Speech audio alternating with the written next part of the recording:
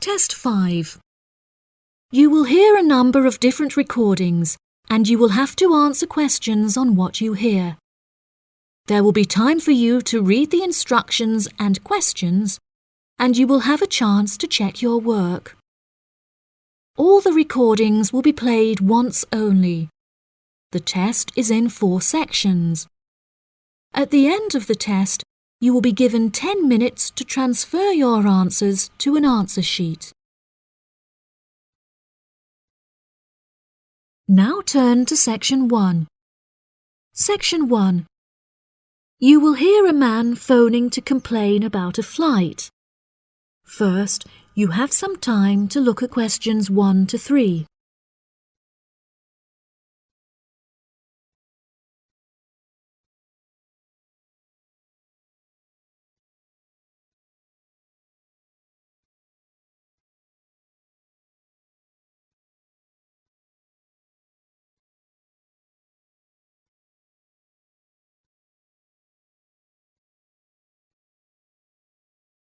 You will see that there is an example that has been done for you. On this occasion only, the conversation relating to this will be played first. Hello, you have reached the complaints department. How can I help you? Yes, hello there. I am phoning to make a complaint regarding a flight that I took with you recently. Okay. There are some details I will need to take from you first. May I have your name, please? Jack Dawson. That's Dawson.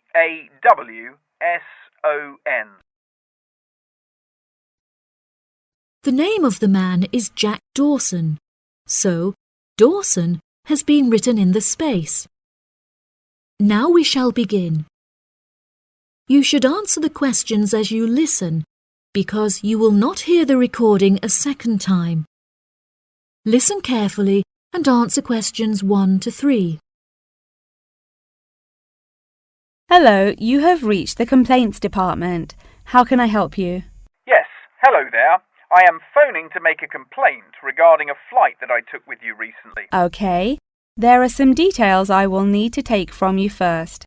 May I have your name, please? Jack Dawson. That's Dawson. And your address? It's 33 Hillcrest Road. That's Hillcrest. 33 Hillcrest Road. Is that in Exeter? Yes. And what is the postcode of the residence? It's AL698GQ. Thank you. Do you have a telephone number? Yes, the number at my office is 754688. That's good. And may I just take a home phone number for you in case of emergencies? No problem. It's 798662. Are they both local numbers? Yes. Before you hear the rest of the conversation, you have some time to look at questions 4 to 10.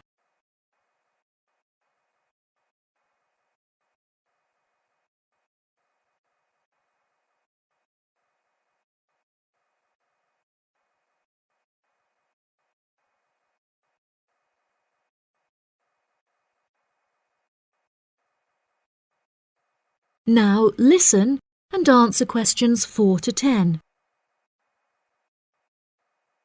Okay, great. Thank you for your patience. Now, what is the nature of your complaint? I'm phoning to complain about a flight I took recently. I always take certain measures to ensure that I will be comfortable.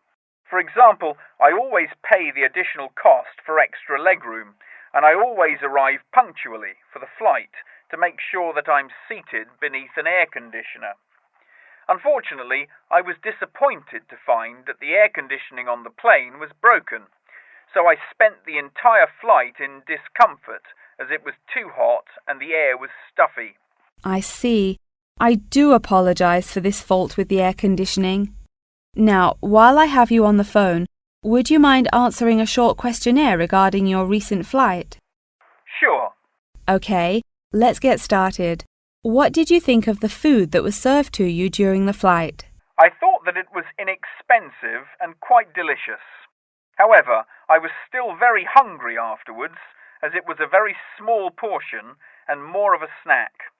Providing a snack for lunch is not reasonable. Okay, I have noted that down. What was your opinion of the quality of service that you received from our staff on board? The staff was very helpful, but each time I pressed the button to request service, it took a long time for a staff member to arrive. I found this frustrating, as there just weren't enough staff on board the flight to be able to serve all the customers. Okay, that's great. Thank you very much for answering those questions. Are there any other parts of your travel experience that you would like to comment on? Yep. The process of moving through security was very quick and helped to make my travel experience stress-free. Okay. Do you have any extra comments on the services you received during the flight? Yes, I thought that the seats were very uncomfortable and looked very old. They were also in need of repair, as the reclined feature on my chair was broken, so I could not go to sleep for the whole flight. Luckily, the entertainment facilities were very good, so I was able to distract myself by watching movies. Thank you so much for taking the time to answer all of my questions. We would like to offer you some gifts as a goodwill gesture, with a 20% discount on the cost of your hotel stay. We also appreciate that international calls to your home country can be expensive, and we are sure that you would like to keep your family updated on your travels. So please accept a phone card which has a credit of £20. Oh, that's really great. Thank you so much for the gifts. No problem. We look forward to having you travel with us again soon. Have a fantastic vacation. Thanks. Bye. That is the end of section 1. You now have half a minute to check your answers.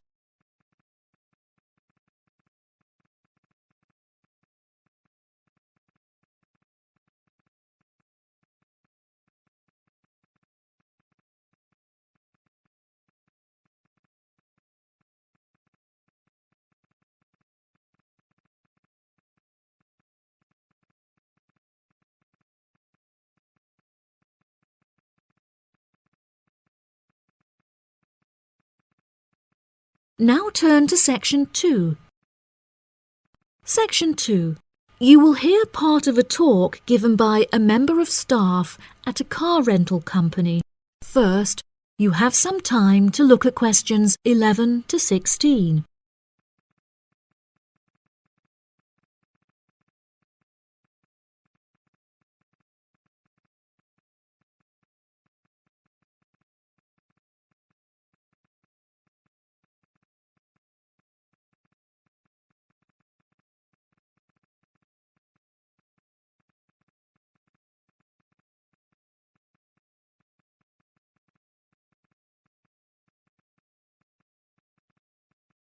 Now listen carefully and answer questions 11 to 16.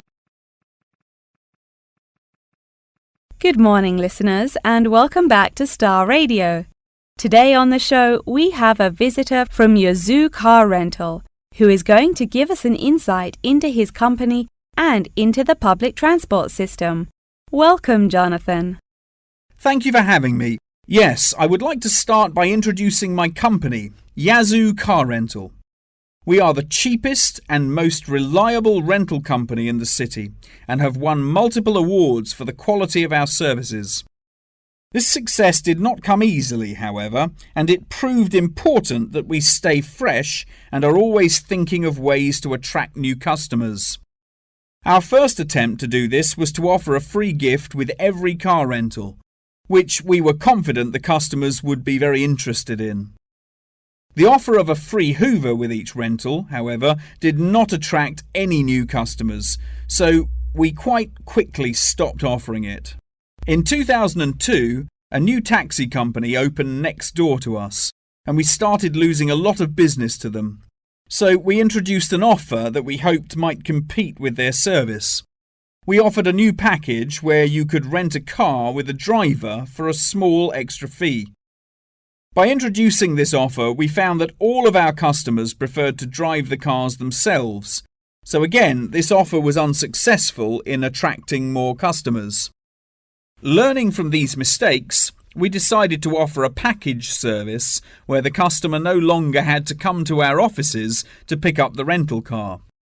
Instead, we could drop off and pick up the car anywhere in the city to make the customer's experience a lot more stress-free. This offer was very popular and increased our profits by 30%. In order to attract a younger demographic, we updated the models of cars that we offered for rental. We began offering more trendy cars such as minis and smart cars that we thought might appeal to the younger crowd, and we also purchased them in more fun colours like reds and greens. This offer attracted some new customers of a younger age group, however, not as many as we hoped. Next, I decided to offer our services at a discounted price on our website where it could be seen by thousands of people. I thought that this could be a great way to attract a number of new customers who would never have heard of us before, and it worked fantastically well. Following the success of the discount offer, we had so many customers that it became necessary to open a new branch of the company in the centre of the city. The cost of renting offices in the city centre was very high, so we hoped that our profits would justify this expensive decision. We made enough profit to keep our city centre offices open, but we had hoped for a greater increase in customer numbers. Before you hear the rest of the talk, you have some time to look at questions 17 to 20.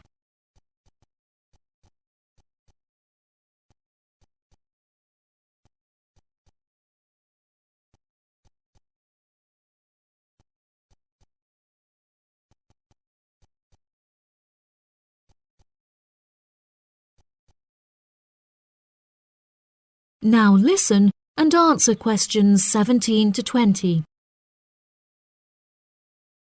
Now for the second part of my talk, which is on the topic of public transport. There are many benefits to public transport. For example, the recent introduction of bus lanes has meant that buses are now unaffected by traffic jams and are able to stay on schedule.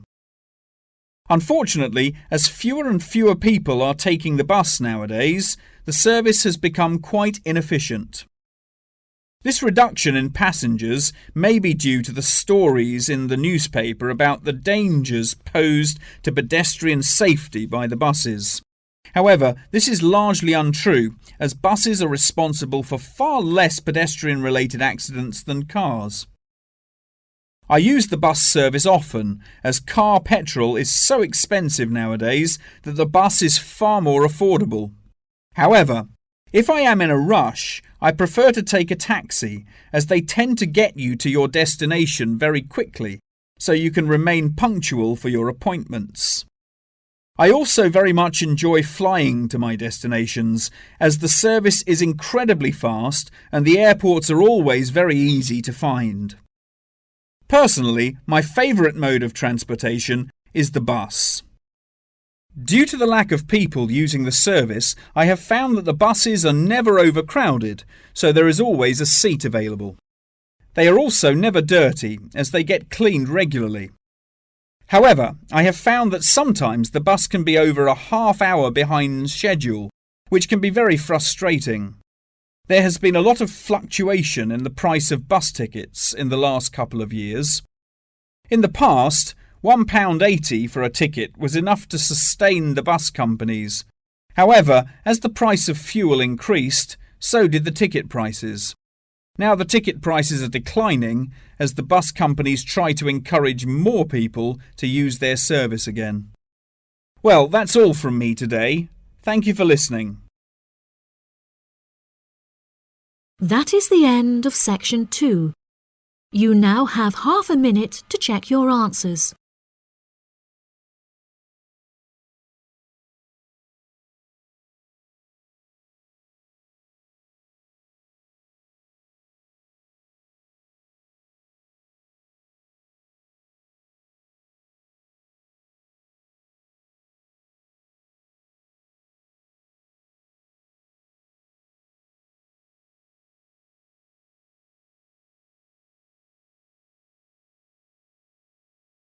Now turn to Section 3. Section 3. You will hear a conversation between a student and her professor discussing an assignment. First, you have some time to look at questions 21 to 25.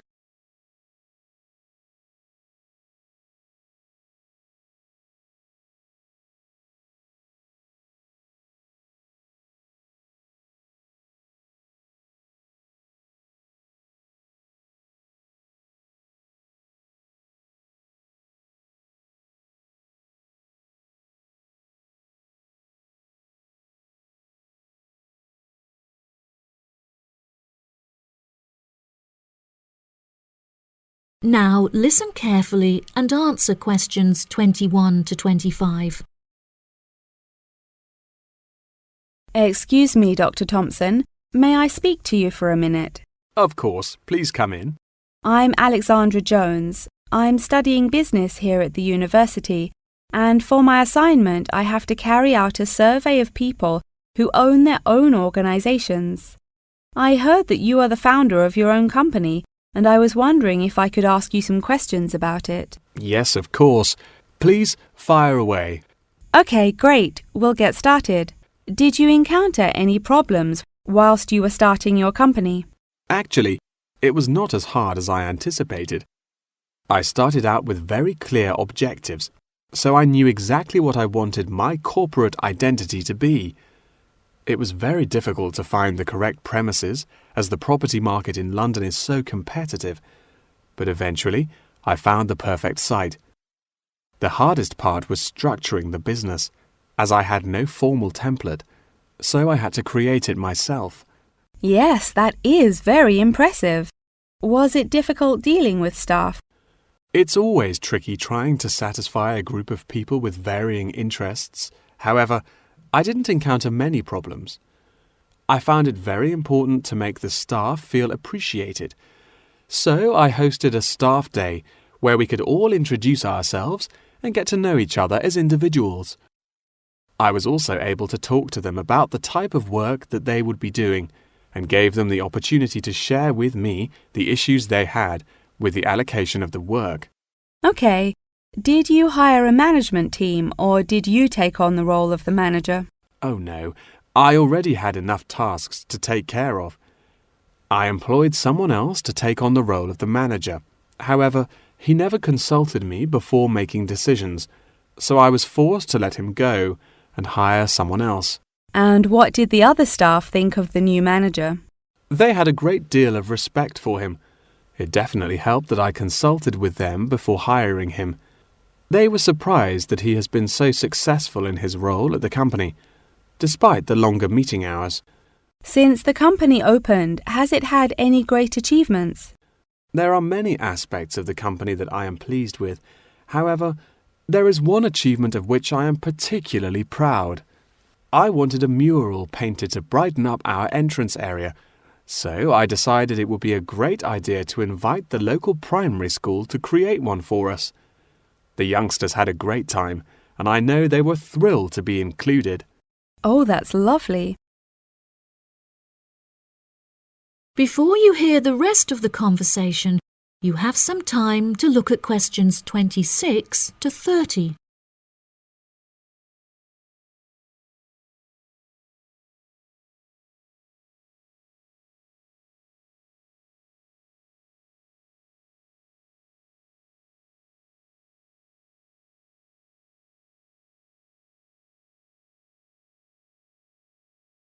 Now listen and answer questions 26 to 30.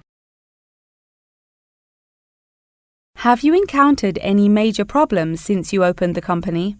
Yes, we are always encountering issues with employment because it is very hard to find people who are qualified for the roles that we are offering. But unfortunately, there is no solution to this. One of our administrators also recently left to go on maternity leave, which put us in a tricky situation. However, we have managed to find a temporary replacement for her. It's also now approaching the period when we must carry out our financial training, so I need to find a venue with enough space to hold everyone. It will be interesting trying to organize that event. Oh gosh, I can imagine. I find it hard enough to organise myself. Organisation is a difficult thing to master, but it is also essential for success. Whilst I was learning how to stay organised, I realised that the role of motivation is essential. OK, that's great. I also suggest that you visit the library, as there is a section on culture that will have some very valuable material on how to develop your organisation skills. OK, I'll head to the library when we're finished. I think you will find it very useful. They also have a collection of documentaries on the subject of personal organisation, and I suggest that you look up the literature on management of change. I personally found these sources incredibly useful. Articles are also a valuable resource, and we have a whole collection of them in our university library. I advise that you look at Section 2, where you will find articles on the nature of volunteering. That's great. Thank you so much for your help. No problem. That is the end of Section 3. You now have half a minute to check your answers.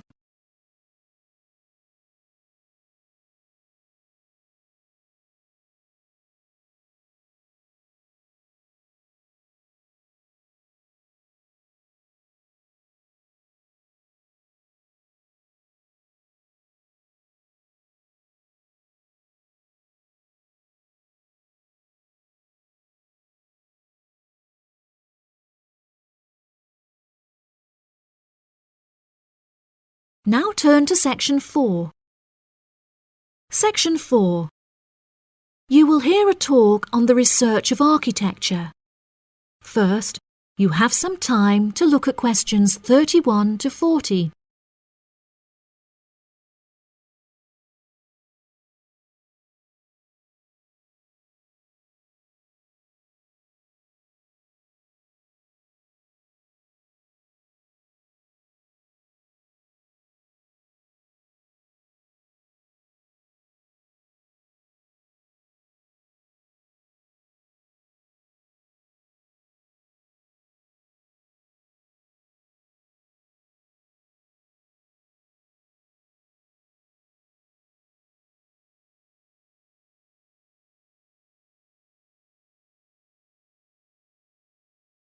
Now listen carefully and answer questions 31 to 40.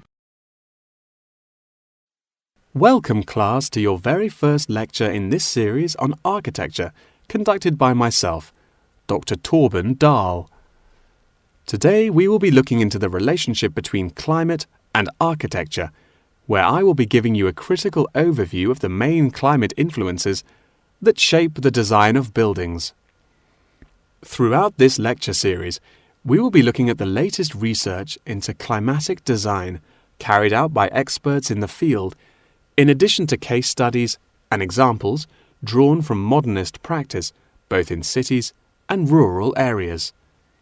Now, acid rain is one of the climatic elements with the most devastating effects on our architecture. The chemicals in acid rain can cause paint to peel, corrosion of steel structures such as bridges, and erosion of stone statues. Since the 1970s, our government has been making great effort to reduce the release of these chemicals into the atmosphere, with positive results. Private organisations have also been raising awareness and funds, and recently received a huge donation from the bank. It is interesting to look at the studies that have been carried out into the effects of acid rain at varying altitudes. Research has shown that there are lower levels of acid in the damaging pollutants at higher altitudes, meaning that skyscrapers are much less vulnerable to the negative effects, as they are exposed to acid rain with far lower levels of damaging pollutants. Recently, the ALTA project was founded to carry out further research into acid rain.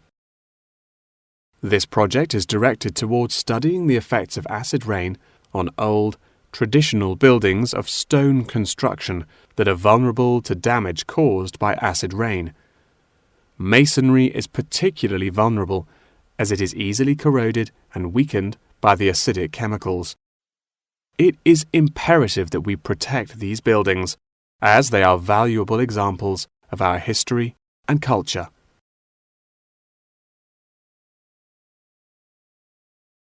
Pollution is one of the main sources of concern in the present day. The construction industry contributes considerably as a source of pollution in its day-to-day processes of creating building materials such as concrete and glass. However, more new sustainable methods are being developed to counter this. A recent case study for this is Sky Tower, whose windows have been made from recycled glass to prevent pollution from the glass-making process.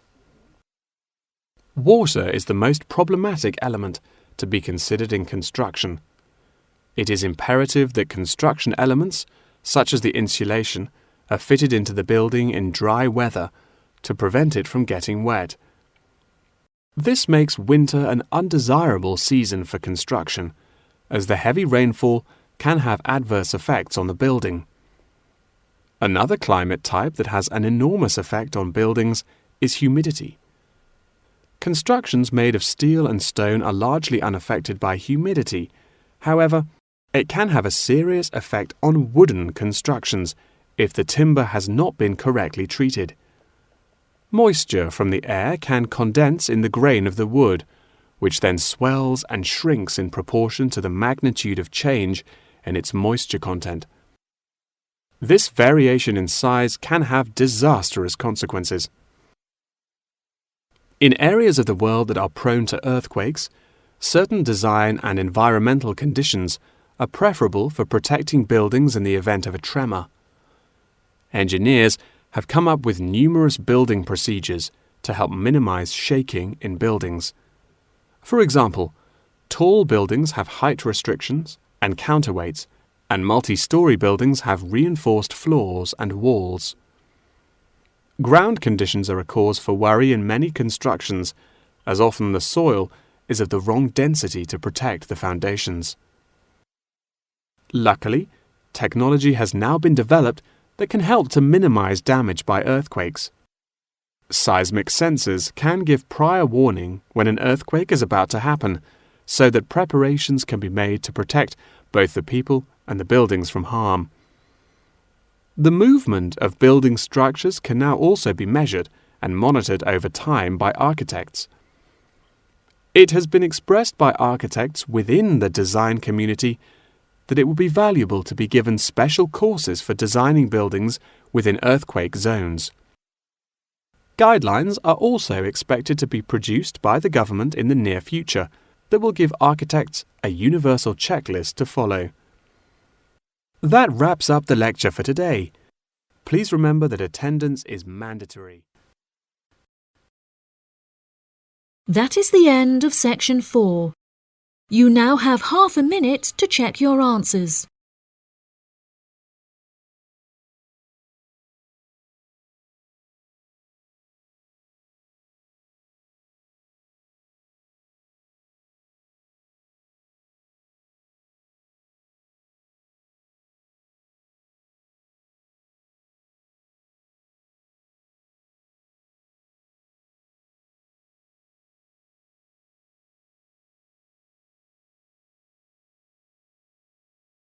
That is the end of the listening test. In the Ielts test, you will now have 10 minutes to transfer your answers to the answer sheet.